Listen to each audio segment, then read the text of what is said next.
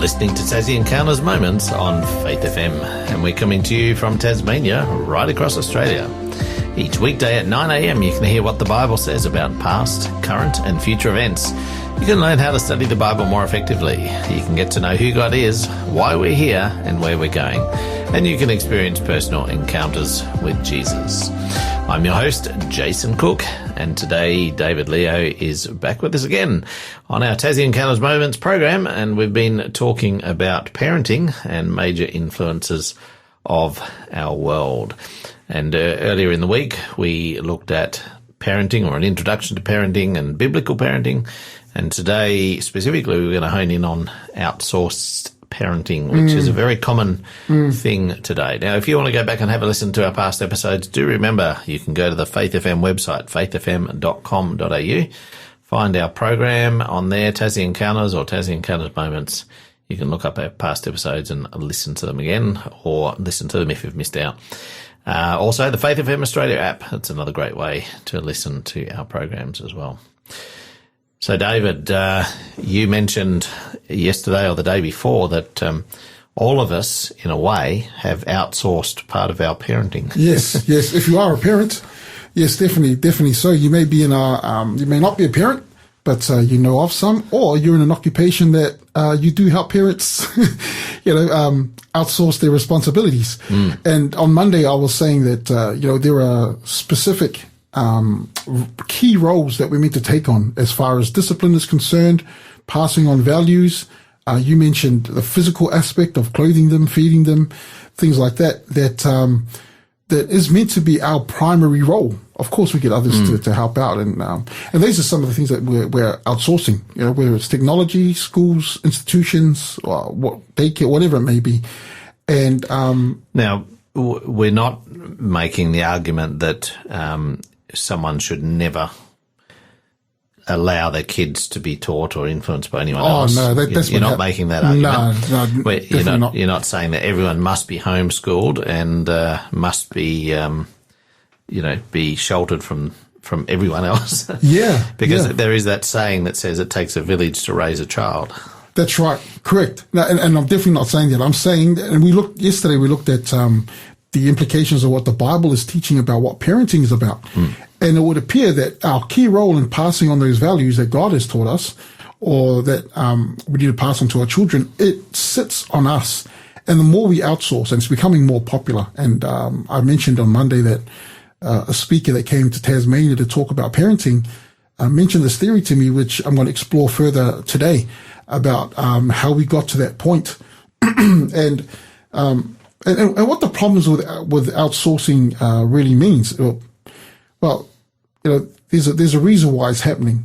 I think. I'll go through what seems to have happened in the past, right? So for a long time, there are major revolutions that have happened in human history, and the first one I want to talk about is the agricultural revolution. So from way back in the biblical times, from Adam and Eve to I reckon the 1900s. Agriculture was most of our world's history. Right? And when we learned how to farm animals, we learned how to grow crops, we learned how to grow things next to the river where the water source is, villages popped up. Right? And in these villages, you had communities, and the children helped out their parents in looking after whatever they had to look after, whether they're the baker, whatever it was. But in the village, everyone contributed to how the village operated. I guess in some cultures, they were more nomadic as well, so they weren't so focused around a particular location. Right. But it seems as though the societies that grew into major groups were those who moved around. No, the ones that actually found places that settled right. and grew crops, and they had a good water source, and almost always beside a river or something like that. And yeah, that's right. And so the family dynamic of parenting was very, passing on the values and skills and the development of the child was solely the parents. They lived at home.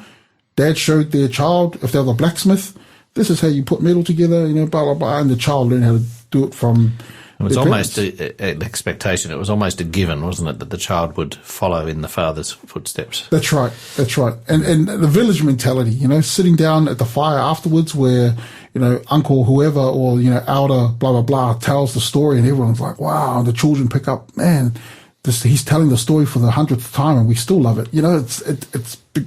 Becomes enhanced and part of their identity, right? And so with outsourcing, we can already see there's a loss of identity. The other revolution is the Industrial Revolution. When this came about, I believe this kind of really fast forwarded a lot of things, right? When machinery started coming in play and, where dad was the blacksmith at home, they now have factories open for them to go to work. And they went off to work. They went off to work, right? And then... so the mother then was responsible for raising the kids most of the time during the day. That's right. That's right. And it's interesting, the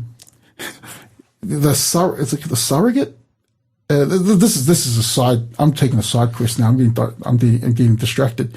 But there was, I think it was a surrogacy in America where they wanted the woman to vote. When I went to read about that history, there was actually a huge movement in politics of all these women that were they didn't want the woman to vote because they wanted their husbands back at home because of the Industrial Revolution, right? And that was saying that if we do this and go ahead with this, we're actually separating the family even further because if we have different political opinions than our husbands, then, it's gonna make things even worse. Anyway, you can see how the Industrial Revolution affected that as well. It was called the women's suffrage movement. Suffrage. Yeah. I said surrogacy, didn't surrogacy. Yeah, that's when you have children, a child babies. for somebody else. Yeah, okay, I threw you right off there. Yeah, thanks for looking that up. Suffrage. It was a suffrage movement. But, there was definitely a movement towards dad not being home, and outsourcing would have begun. They would have needed help somewhere else, And further down the line, as we come now, one of the biggest issues why we in our modern society are outsourcing is because we need dual income. Right? We've become families that, with the cost of living and things like that, both of us are working. I mentioned before that with our second child, my wife and I went to work and she went to the daycare after, I think my wife was with her for like three or 4 months. And she felt terrible. She was like, man, and I was thinking, we should be the ones bringing her up, But at the time, we can't afford to, we wouldn't be able to live without this. And the village is gone. There's no more village in our time, right? The best village that we had at the time is our church family. That's the community that our kids are brought up in. So you got the Industrial Revolution. It starts this whole thing. And now we've got the technological, we've got internet, right? Let's start a whole another revolution. Rather than babysit, you can give your child a device, have them look up Cocomelon, and, have you heard of the term brain rot? And they can just brain rot away. They can just sit there. The device does all the babysitting, and you can do the work that you need to do, and you can do, the chores that you need to do around the home. And there's little Bobby just being taught by these brain rot things. And meanwhile, so you can see the reason for the outsourcing. Also, the busyness and the burnout, right? It's another way where we've started getting into outsourcing to help. So you can see it's to help with that busyness and to help with the burnout. And so outsourcing becomes a coping mechanism, right? And I remember watching this video of this young, I think she was 23 at the time. I can't remember how long ago it was, but she was talking about how she'd just given up on being a ballet teacher. She'd been teaching ballet for 4 years. And, she said she was playing this music, right? And one of the children came and changed it, and she should change it to this really disgusting song that she'd never heard of before. And she quickly changed it and said, no, we're not listening to that. This is the music that we're dancing to. And she said all 6 kids complained and said, no, we want the other one. And they were 5 years old, 5-year-old kids. And when the parents came, the child complained to mum, and the mums went off at the teacher. And she was saying, you want your children listening to this rubbish? This, it was the song, when she said the title, it already sounded, immoral. It was like, what? Why you got 5-year-old kids listening to that? but they had outsourced ballet teaching to somebody else. And when they were able to fulfill that outsourcing the way they did, well, then they blasted her. Mm-hmm. And so the point I'm trying to make is, as a result of outsourcing, one of the not only is our child being neglected of us teaching values, we become entitled.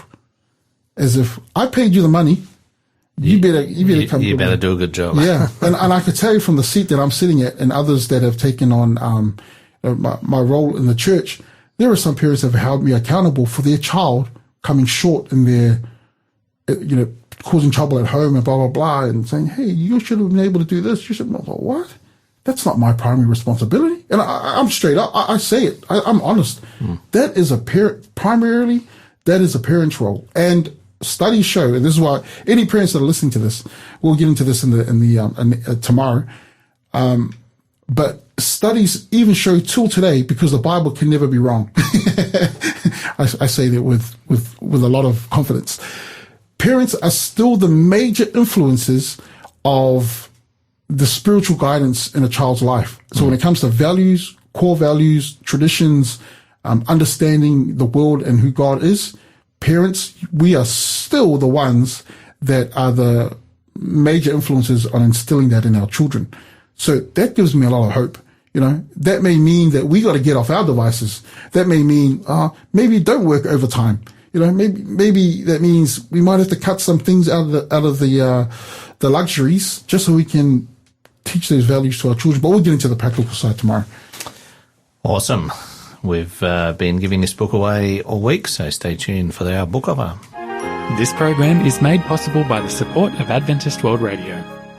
Our book is called Guide's Greatest Faith Stories by Laurie Peckham. This book is packed with faith-boosting stories. As you read and retell these stories to family, friends, and anyone who needs a faith boost, you'll find your faith will be strengthened too.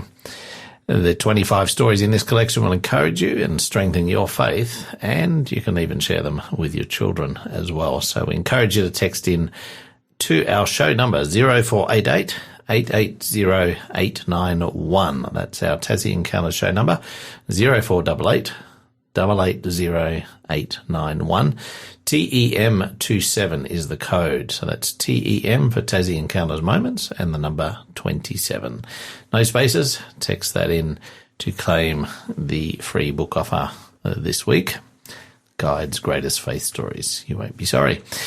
As we go out today, we hope you can join us again tomorrow when we do talk about how we can bring parenting back home. So as we go out though, this is Selah with Hope of the Broken World. May you encounter Jesus more today.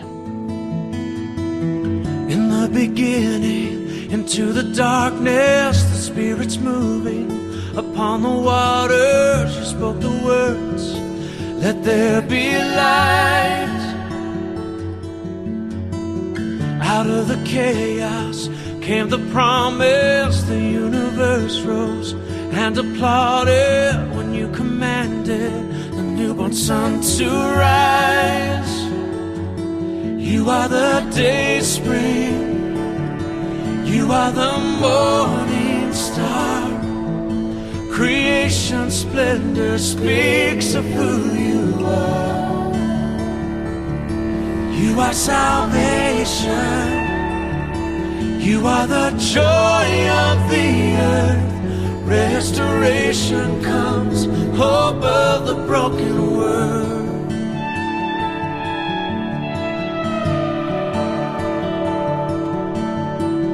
Into my weakness, into my darkness, your Spirit's moving upon my heart, and you speak the words, let there be light. Into my chaos comes your promise, the new is rising, the old is passed on. You are reviving and making all things right. You are the day spring, you are the morning star. Creation's splendor speaks of who you are. You are salvation, you are the joy of the earth. Restoration comes, hope of the broken world. Arise, shine, the glory of the Lord is risen. Arise, shine, the glory of the Lord is risen. Arise, shine, the glory of the Lord is risen. Arise, shine, the glory of the Lord is risen. You are the day spring, you are the morning star. Creation splendor speaks of who you are. You are salvation, you are the joy of the earth. Restoration comes, hope of the broken world. Restoration comes, hope of the broken world.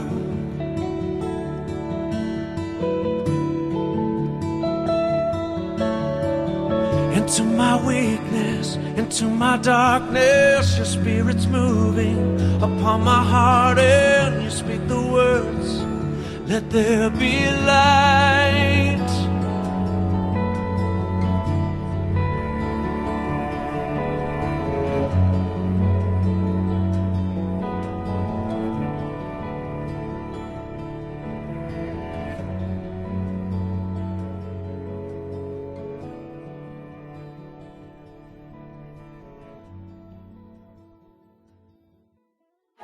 This program has been made possible by the support of Adventist World Radio.